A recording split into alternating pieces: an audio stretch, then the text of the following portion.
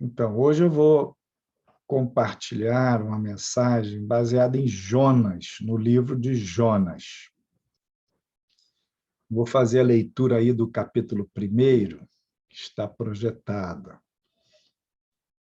A palavra do Senhor veio a Jonas, filho de Amitai, com esta ordem: vá depressa à grande cidade de Nínive e pregue contra ela, porque a sua maldade subiu até a minha presença.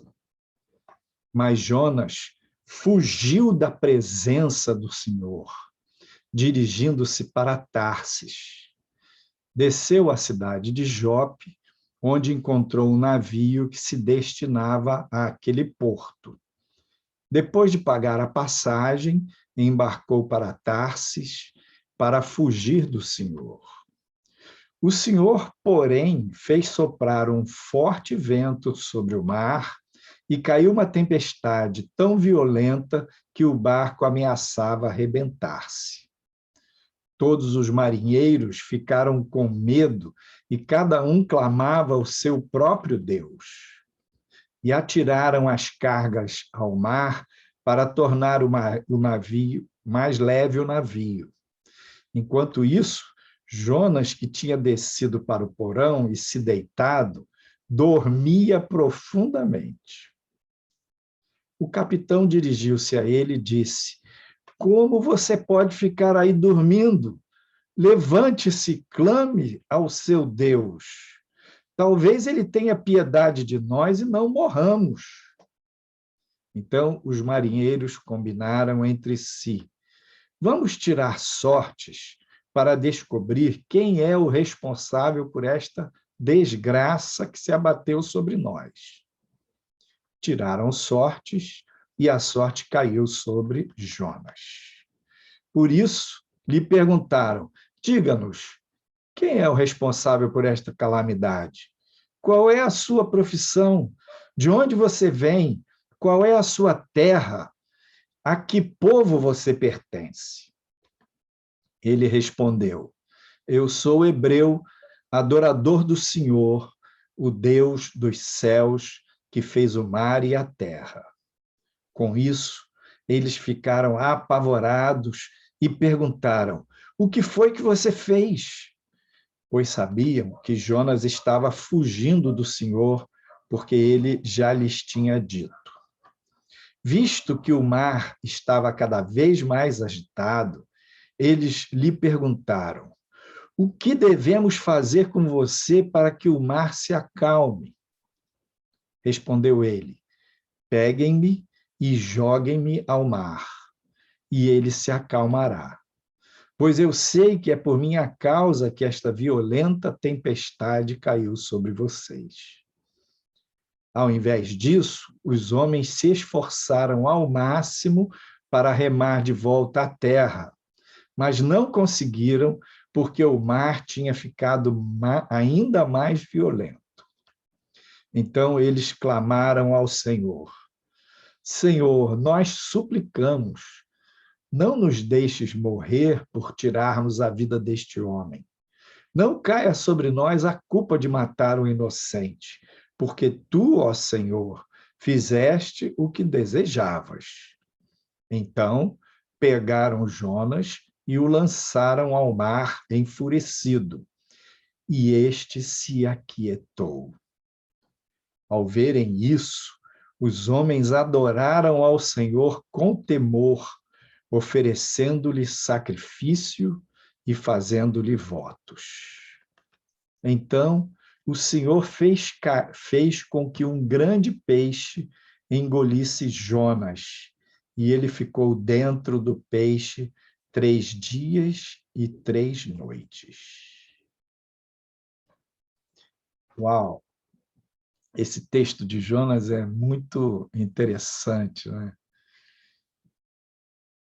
Jonas é chamado profeta fujão, fugiu diante da face de Deus para não ir a Nínive. E passou por... Ele ia na direção da cidade de Tarsis, e aí ele foi lá para a cidade de Beira-Mar, chamada Jope. E lá ele embarcou, pagou a passagem, embarcou no navio, e no meio da viagem, Deus levantou aquela tempestade terrível, a ponto dos marinheiros, capitão, eles jogarem as cargas que eles estavam transportando, jogarem as cargas fora, para tornar o navio mais leve e evitar que o navio partisse ao meio. Era um navio de madeira naquela época, né? E aí a tempestade foi aumentando e Jonas ele desceu para o porão do navio e estava dormindo. Imagina, no meio da tempestade, Jonas estava dormindo.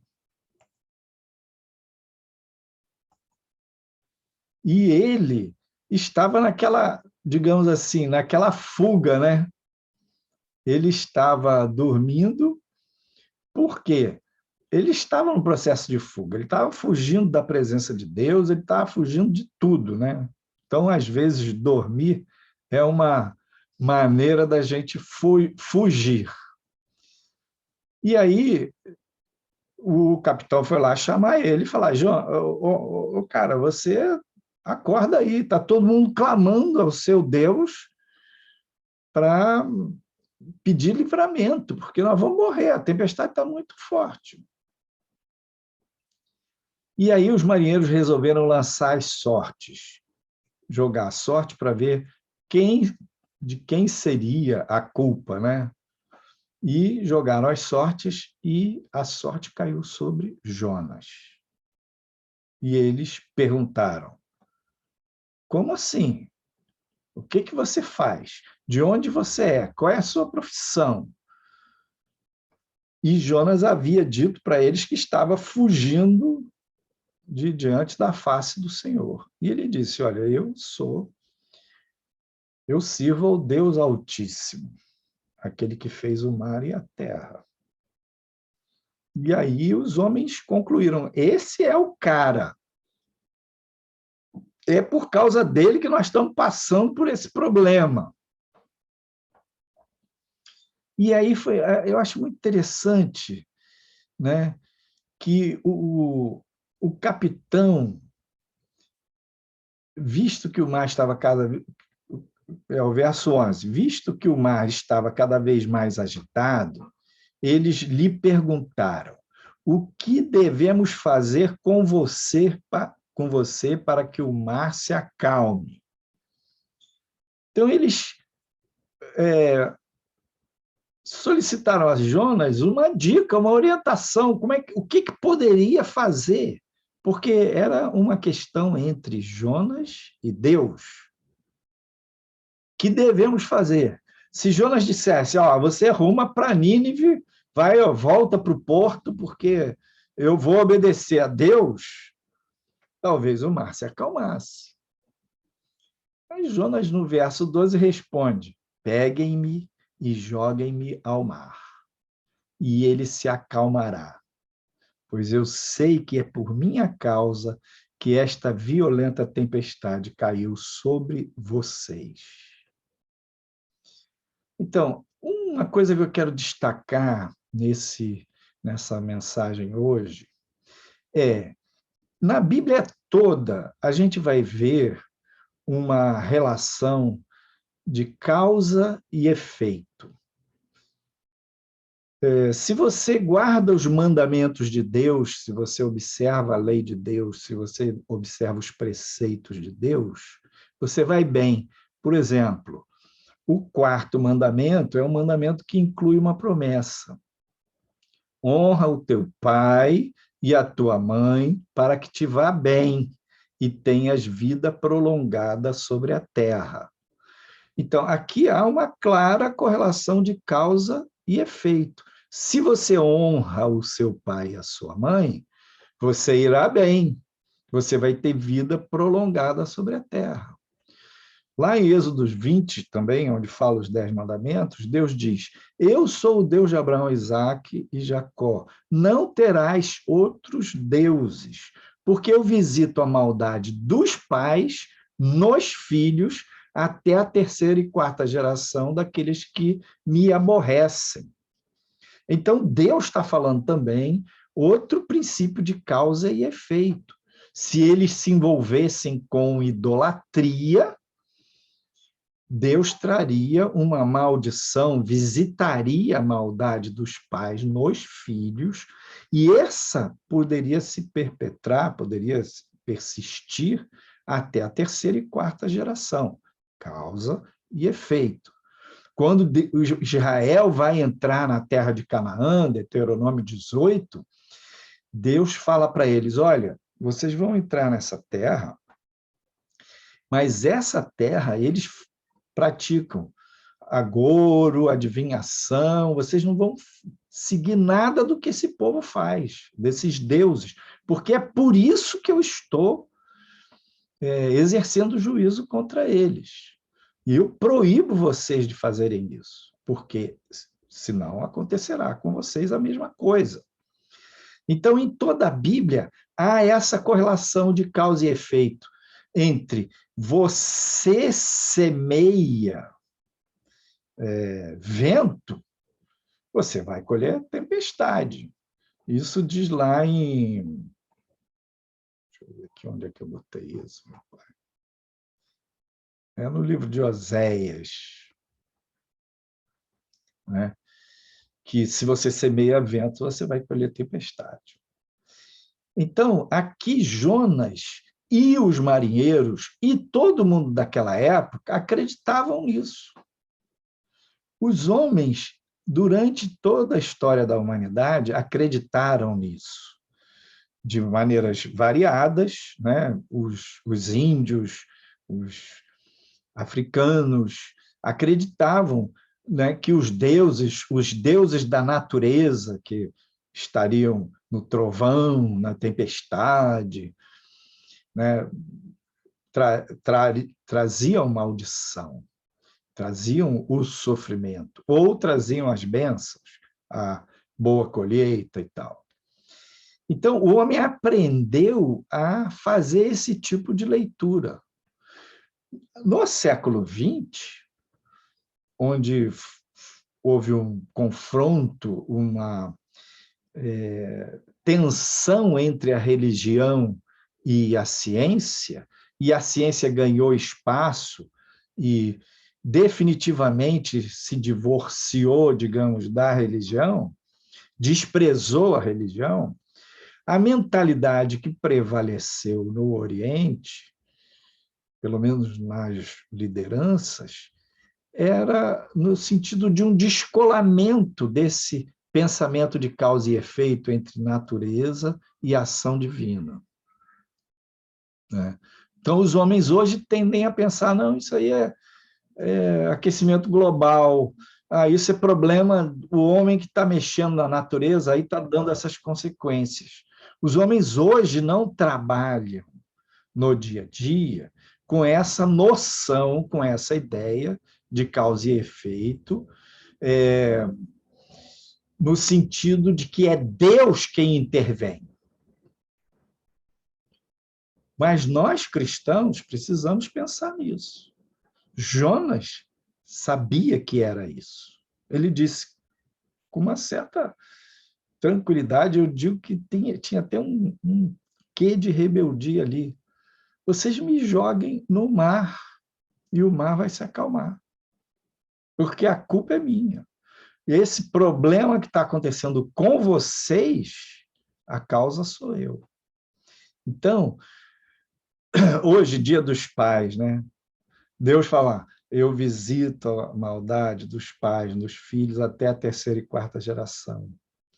Então, essa coisa de causa e efeito, ela é forte na história humana, na nossa vida, nos relacionamentos. A psicologia mostra, né, que o que os pais, pai e mãe, fazem, funcionam, o que eles são, vai refletir na formação no desenvolvimento dos filhos. Há uma causa e um efeito. Então, a Bíblia mostra, por exemplo, lá em Josué, que Josué foi lutar, né, contra uma cidade pequena, e Deus havia proibido que o povo pegasse qualquer coisa do despojo da cidade de Jericó.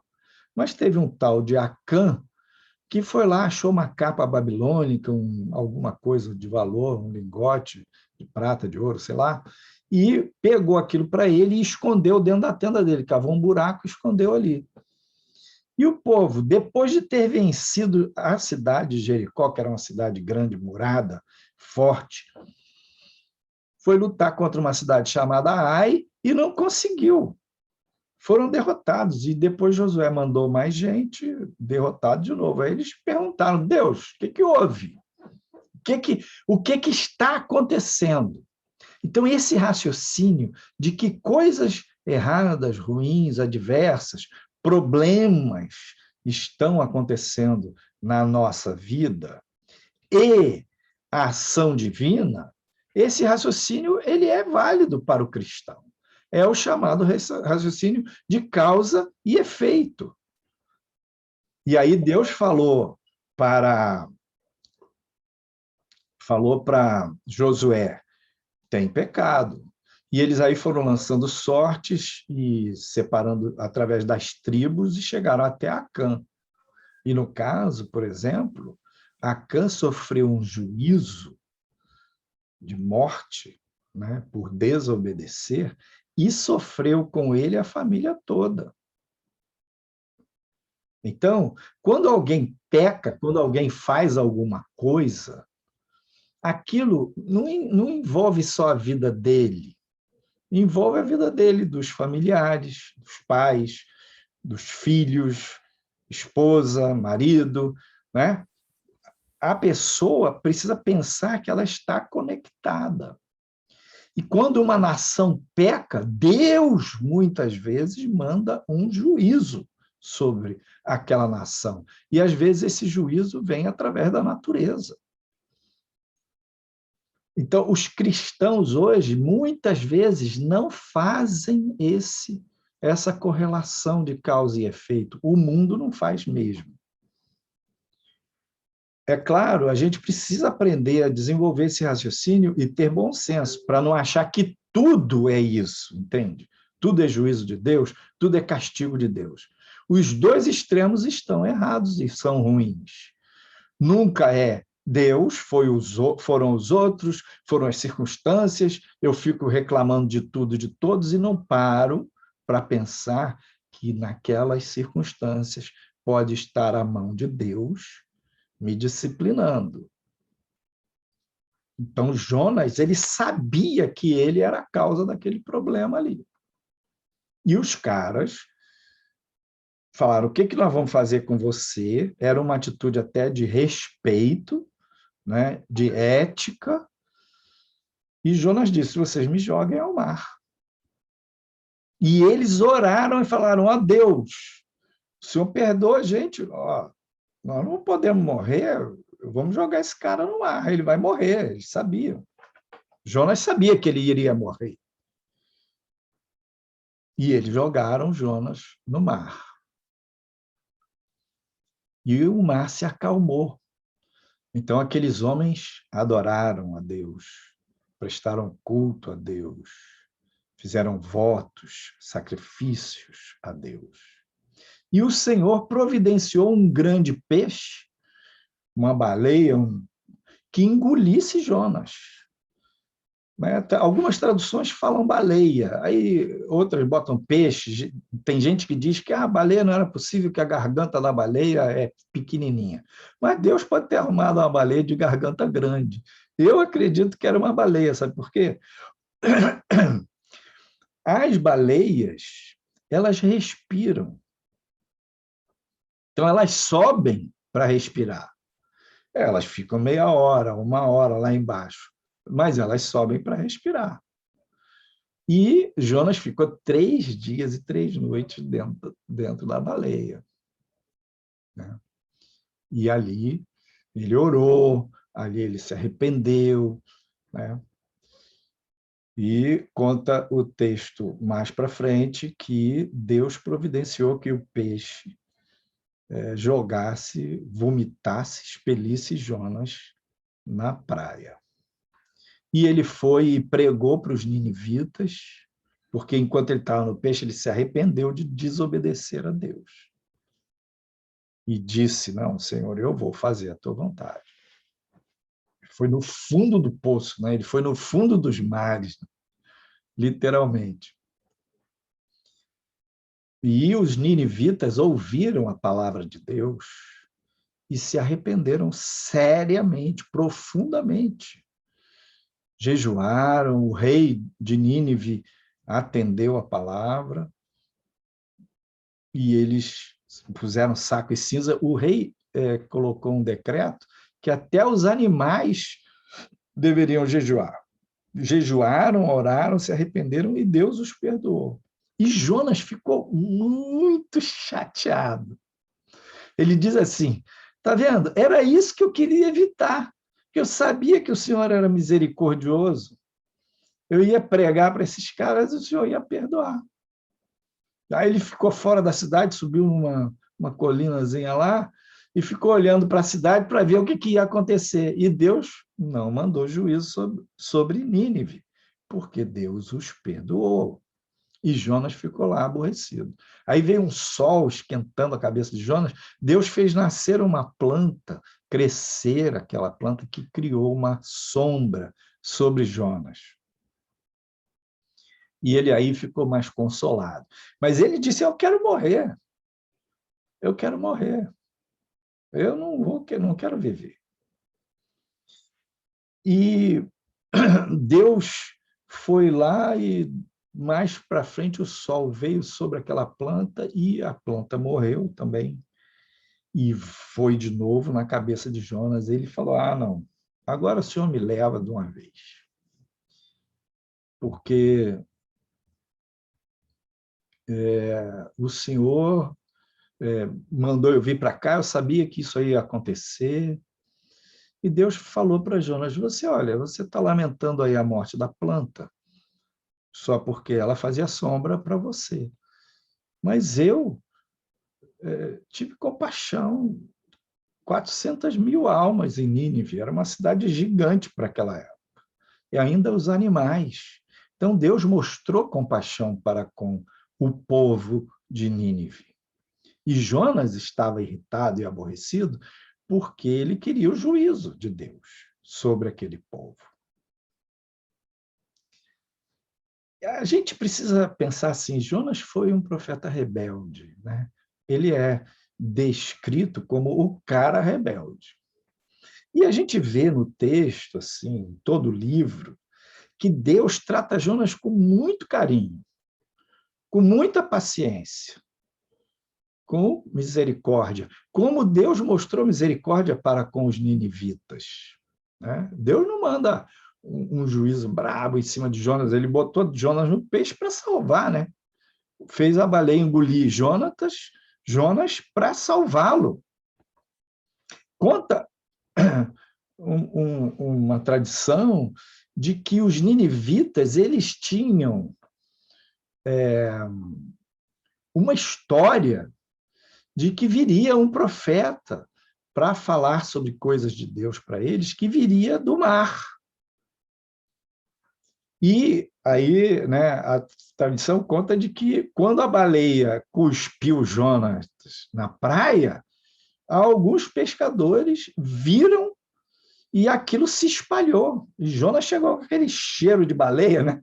Cheiro de estômago de baleia, pregando que o Deus vivo mandaria juízo sobre a cidade de Nínive. E eles creram e se arrependeram. Então, primeiro ponto, precisamos entender que existe esse princípio de causa e efeito e que ele nos ajuda, ele é didático, Deus ensina coisas para a gente dentro desse princípio, que a gente precisa aprender a se arrepender, Sempre que você passar por um problema, uma tribulação, coisas começarem a dar errado, você precisa pensar nesse princípio da semeadura e da colheita, porque ele é básico. Você precisa sempre estar atento. Se os males, os problemas, as tribulações que estão ocorrendo com você não tem a ver com semeadura e colheita. Você semeou espinho, quer comer tomate? Não vai comer tomate. Você está colhendo espinho. Como é que ele lida com isso? Se arrepende, pede perdão para Deus, ora a Deus, olha e vê onde você errou, vê onde você atalhou e se acerta com Deus. Esse é o princípio. E quando a gente aprende esse princípio, né, de causa e efeito, levar isso a sério, levar a sério os mandamentos, levar a sério a palavra de Deus, e também a gente se arrepende e pede perdão, a graça de Cristo vai prevalecer, porque Deus é misericordioso, ele vai perdoar a gente. E aí, ele vai perdoar e a gente vai aprender a semear boas sementes. Quando você semeia boa semente, você vai ter uma boa colheita. A única coisa que precisa observar é a seguinte: não é pai bola, vapt-vupt. Eu semeei boa semente agora de manhã e hoje à noite eu já quero colher uma boa colheita. Não é assim que funciona. E às vezes eu estou semeando boas sementes, estou jogando bons bumerangues de coisas boas que eu estou lançando na minha vida, e aquele bumerangue tem um tempo, um circuito para ele voltar para mim. Aquela semente tem um tempo para ela florescer e dar o fruto, e produzir o fruto que eu possa colher. E o que às vezes acontece, minha mão esquerda representa uma boa sementeira, né? Que eu terei uma boa colheita porque eu semeei uma coisa boa. Mas a minha mão direita, ela já estava, ela representa a semeadura ruim que eu fiz antes. Se eu semeei coisas ruins, eu vou colher coisas ruins. Ah, mas eu já me arrependi e vou precisar aprender a me desenroscar daquela situação. Jonas ficou enroscado. Ele achou que se os caras jogassem ele no mar, ele ia morrer e acabou. Mas ele estava enroscado. Aí, quando ele se viu dentro do peixe, aquele cheiro de imagina barriga de baleia, meu amigo. Se barriga de gente já dá cheiro ruim, barriga de baleia, cheio de peixe, de alga, de coisa lá, aquelas águas dentro do suco, coisa doida. Então, Jonas se arrependeu mesmo de ter sido tão duro, tão rebelde.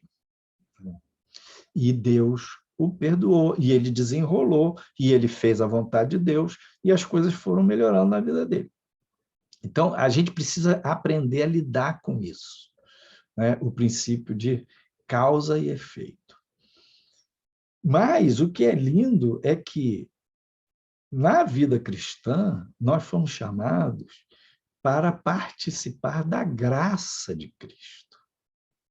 A graça é aquilo que a gente recebe sem mérito. Porque, veja bem, causa e efeito, quando alguma coisa ruim acontece com você, em consequência de coisa errada que você fez, você está merecendo. Vamos combinar. Você mereceu, você fez por onde?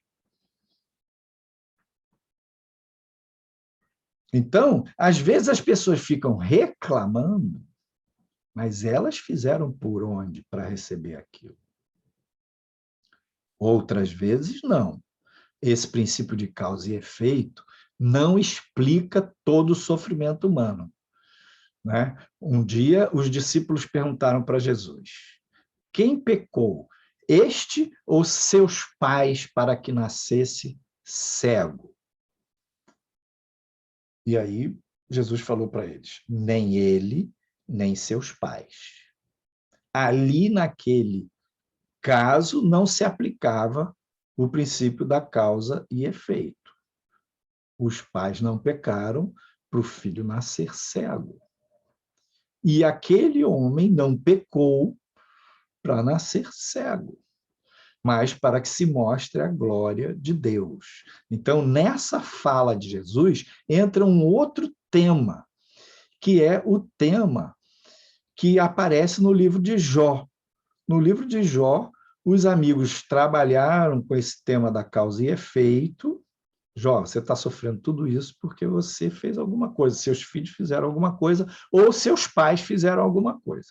Por isso você está sofrendo. Essa é uma maneira simples e é bíblica de explicar o sofrimento. Mas naquele caso de Jó não se aplicava. Como também no caso daquele cego. Jesus falou, ele nasceu cego para que nele se manifeste a glória de Deus. E Jesus o curou. Aí a gente pensa assim, mas e outros que não tiveram oportunidade? O cara nasceu cego, viveu cego, morreu cego.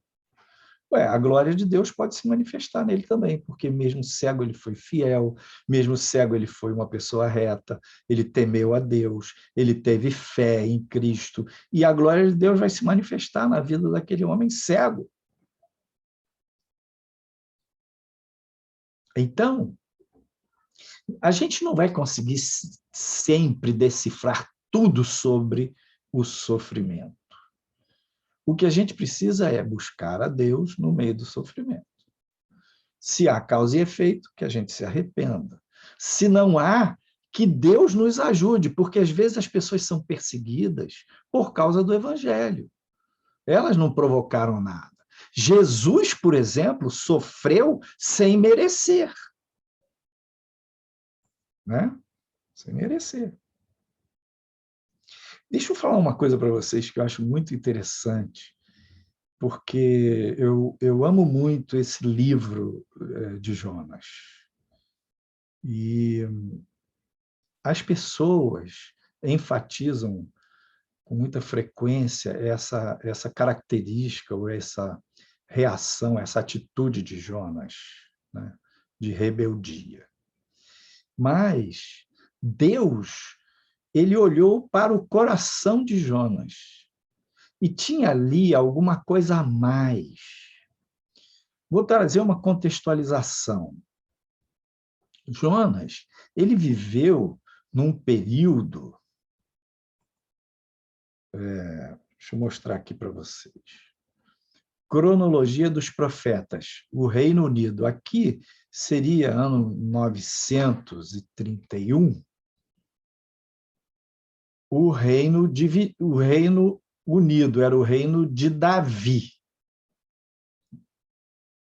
Depois, Davi e Salomão, o Reino Unido. Depois o reino se dividiu com o filho de Salomão, Roboão. Ele é muito arrogante e tal, e as coisas estavam muito pesadas para o povo, os impostos eram muito altos, porque Salomão, ele foi um homem sábio, mas ele se afastou de Deus. E o povo estava recebendo as consequências. O reinado ficou pesado. E Roboão falou, não, eu não vou aliviar nada, não. Vou ser mais duro do que meu pai. E aí houve uma divisão. O reino do sul, o reino de Judá, casa de Judá, e o reino do norte, chamado casa de Israel. Então, aqui no reino do norte, logo um dos primeiros reis foi Acabe, que era contemporâneo, Elias era contemporâneo de Acabe. Elias e Eliseu pegaram Acabe. Um rei ímpio, casou com aquela mulher Jezabel, a rainha ímpia, idólatras e tal. Então, o Reino do Norte, ele sempre avançou e rezou nessa cartilha da idolatria, do afastamento de Deus. E Deus levantou profetas para avisar que mandariam juízo. Por exemplo, veio Elias, Eliseu, Jonas e Amós. Jonas e Amós eram contemporâneos. Eu acho que Amós era até um pouquinho antes do que Jonas, mas eram contemporâneos. E Amós trouxe uma palavra de juízo. Veja que interessante. Jonas, ele foi profeta no tempo de um rei chamado Jeroboão II. Esse rei, Jeroboão II, ele foi um rei que também seguiu a mesma cartilha de Jeroboão I, que era idólatra, que seguiu a cartilha de Acabe. Mas Jeroboão II foi um rei que prosperou muito. E olha que interessante que tem na Bíblia, em 2 Reis, capítulo 14, de 23 a 25. No 15º ano do reinado de Amazias, filho de Joás, rei de Judá, Jeroboão, filho de Jeoás, rei de Israel, tornou-se rei em Samaria e reinou 41 anos. E fez o que o Senhor reprova, e não se desviou de nenhum dos pecados de Jeroboão, filho de Nebate, que Jeroboão, filho de Nebate, levara Israel a cometer. Esse aqui, Jeroboão, filho de Nebate, é o Jeroboão I. O Jeroboão II era o Jeroboão, filho de Jeoás. Foi ele, Jeroboão II, quem restabeleceu as fronteiras de Israel desde Lebo-Ramate até o mar da Arabá, conforme a palavra do Senhor, Deus de Israel, anunciada pelo seu servo Jonas, filho de Amitai, profeta de Gade-Efer. Esse Jonas aqui, filho de Amitai, profeta de Gade-Efer, é o Jonas da nossa história. Veja, Jonas profetizou nos dias de Jeroboão II que Jeroboão II conquistaria as terras de Israel que haviam sido perdidas.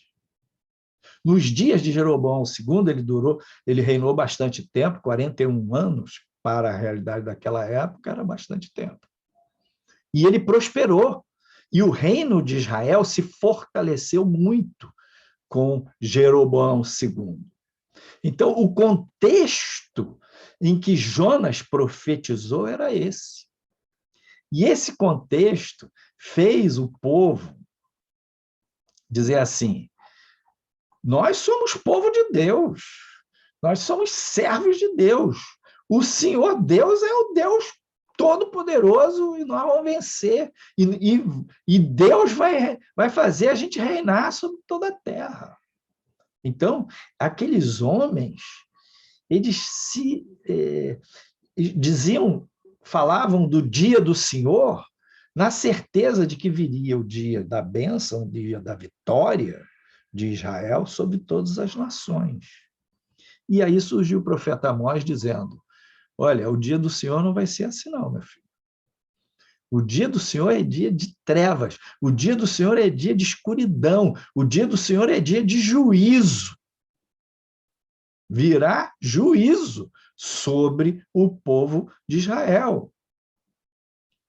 E virá esse juízo através do reino do norte.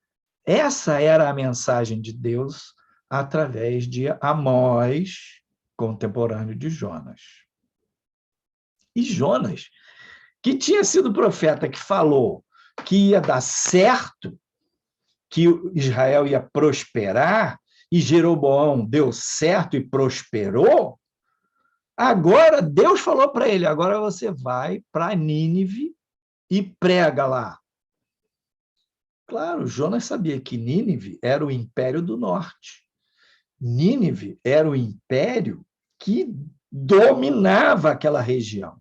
E que Nínive seria capital da Assíria, é chamado o Império Assírio, que os assírios é que estabeleceriam, que viriam e trariam aquele juízo sobre Israel que Amós tinha profetizado.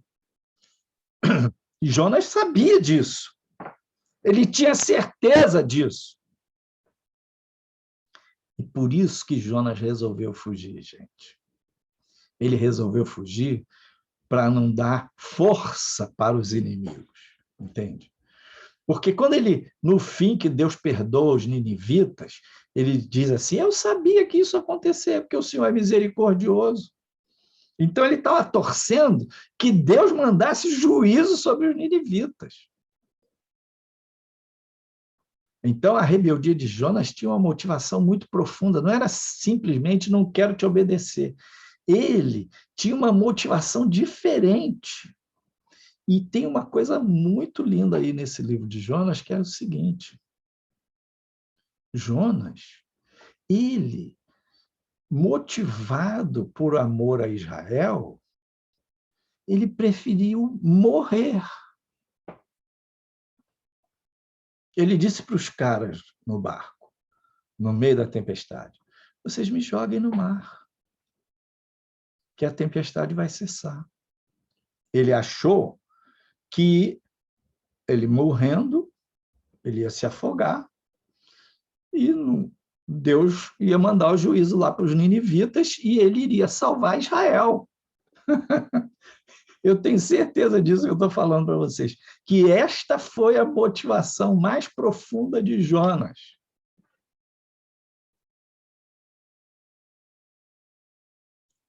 Isso é muito forte. E os caras pediram licença a Deus, oraram, pegaram Jonas e pá, jogaram ele no mar. Só que Deus é Deus, né? Só o Senhor é Deus. Deus mandou a baleia engolir Jonas.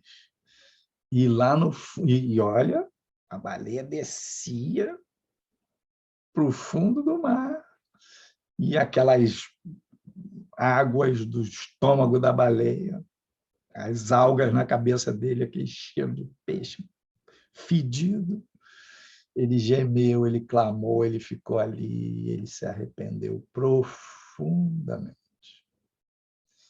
E aí Deus fez a baleia expelir Jonas na terra. Aonde? Perto da direção da cidade de Nínive. A baleia viajou e levou Jonas naquela direção lá. E aí Jonas pregou e os homens de Nínive se arrependeram.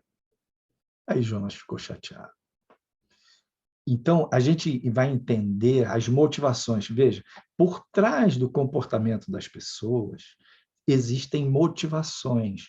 Muitas vezes, motivações ocultas, escondidas, e escondidas para os outros. E, às vezes, motivações escondidas para as próprias pessoas. São motivações inconscientes. No caso de Jonas, eu acho que não era inconsciente, eu acho que tinha um quê de rebeldia dele. Mas tinha um amor pelo povo, tinha um apego pelo povo. Deus usou ele para profetizar a bênção, a prosperidade. Agora, Deus estava usando ele para profetizar o possível juízo sobre Nínive, e a possibilidade de livrar Nínive, que seria o instrumento de Deus contra Israel. E aí, para proteger Israel, ele não quis ir. Pastor, como é que você chegou nesse ponto aí? Eu tenho certeza disso que eu estou falando para vocês. Eu acredito, assim, que isso é verdade, porque Jesus, ele disse para os fariseus que pediam um sinal e tal, ele falou, olha, para esta geração não será dado outro sinal a não ser o do profeta Jonas.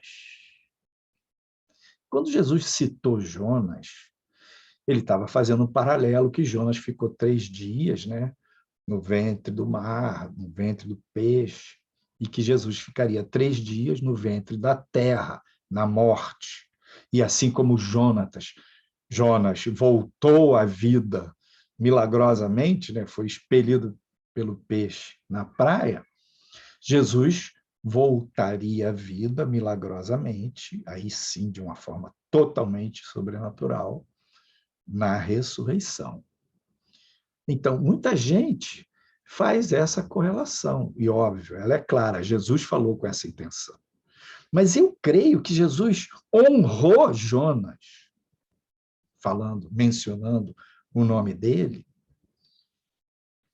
porque você veja, na fala de Jesus, ele cita profetas e tal, mas poucos nomes do Velho Testamento ele cita. Ele não, como ele fala assim, como diz o profeta, aí ele fala o profeta, mas ele não fala o nome. Será dado o sinal do profeta Jonas. É porque Jonas, ele,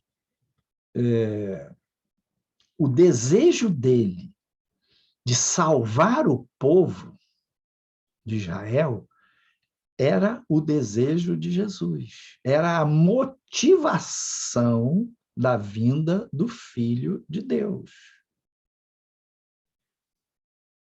Então, nisso Jesus também identifica Jonas. E o livro de Jonas é um proto-evangelho. O que é proto? Proto primeiro, é antes. Né? Um protótipo, por exemplo.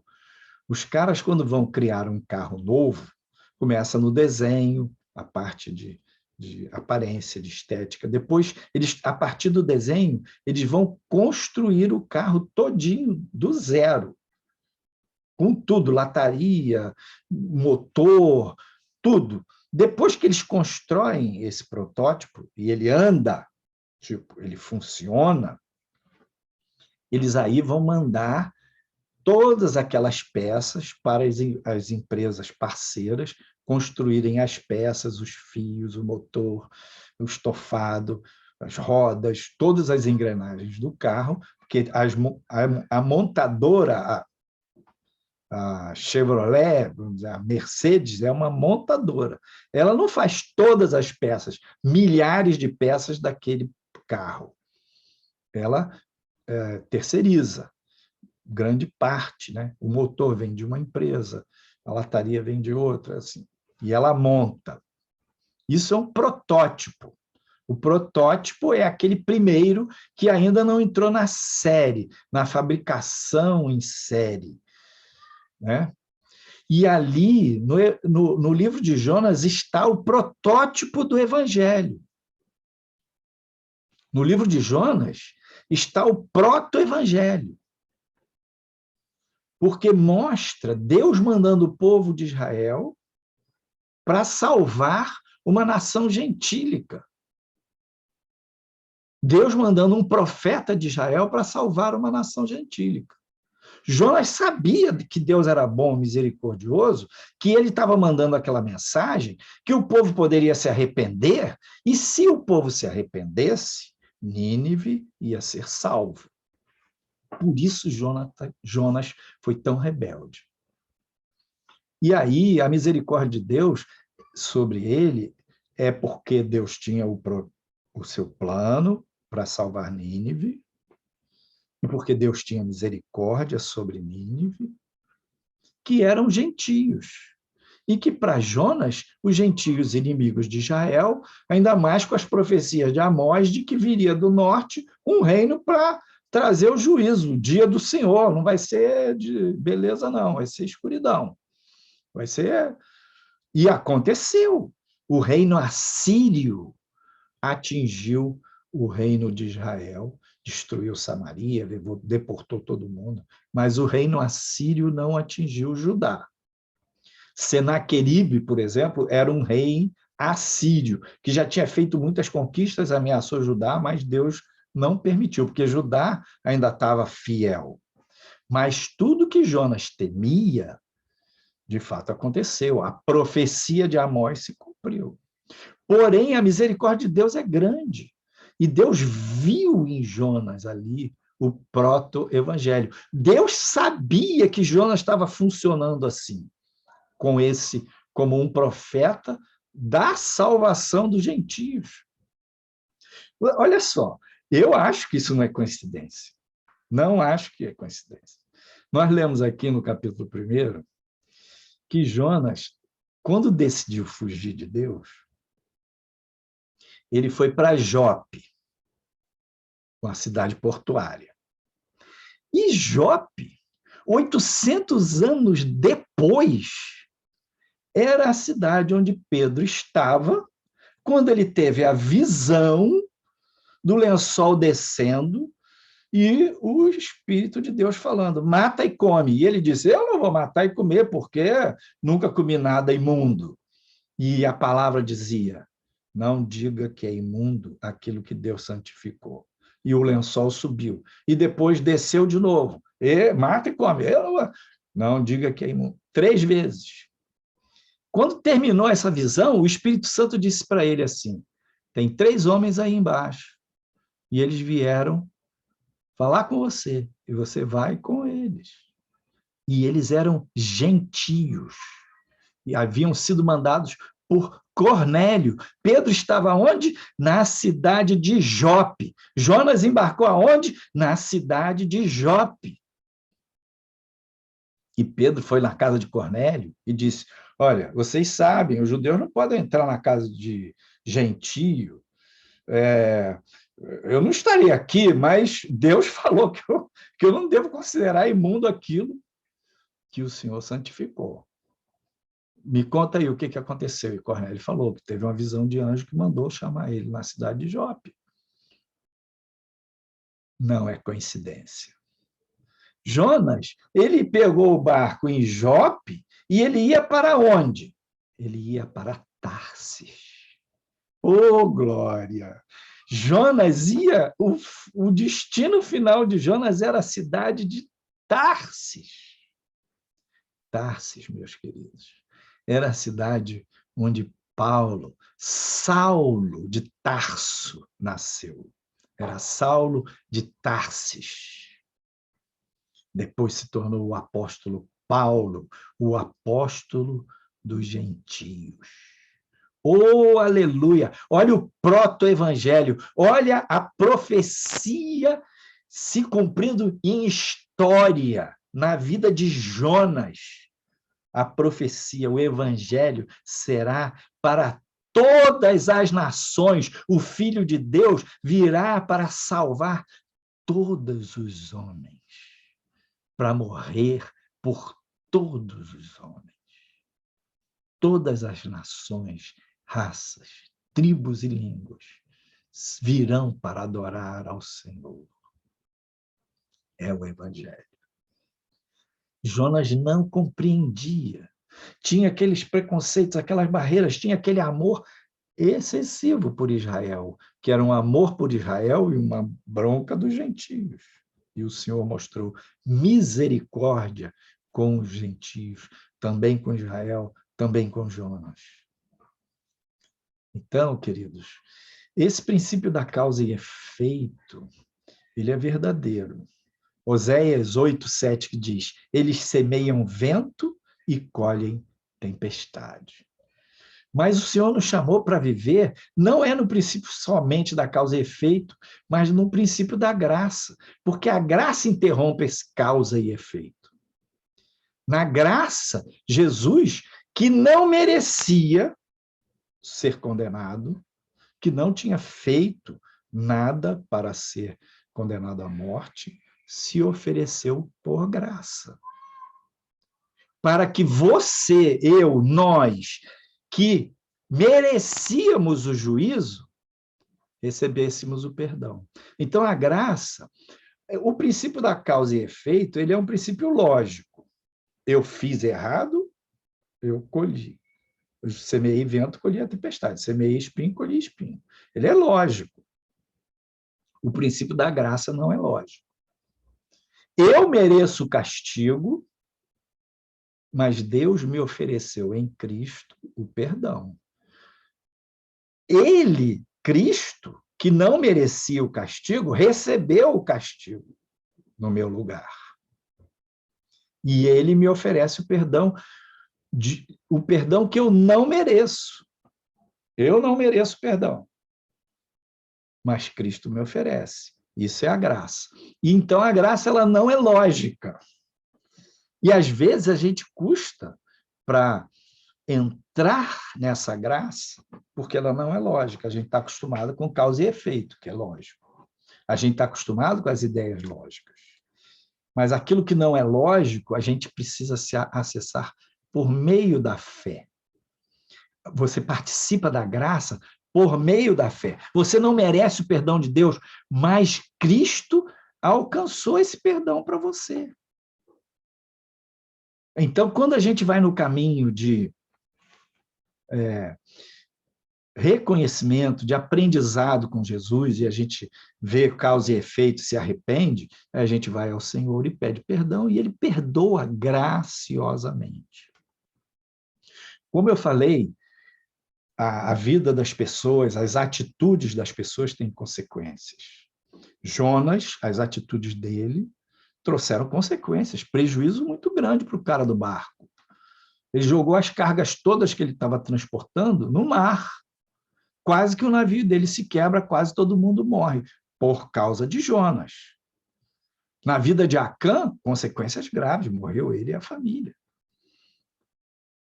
Então, hoje, você pode pensar assim, mas então eu estou vivendo problemas na minha vida, consequência de erros dos meus pais.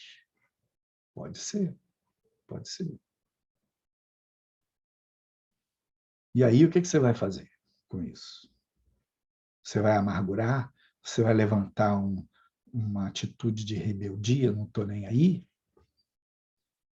Bem, lembra do mandamento com promessa, o 4º mandamento. Honra o teu pai e a tua mãe. Então, a mesma graça de Cristo que vem para você, ele ensina que você deve perdoar e pedir perdão.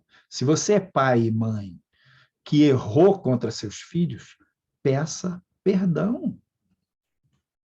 Se você é filho que recebeu o erro dos seus pais, do seu pai pisou na bola na vida e o erro dele impactou a sua família, impactou a sua vida, libere perdão.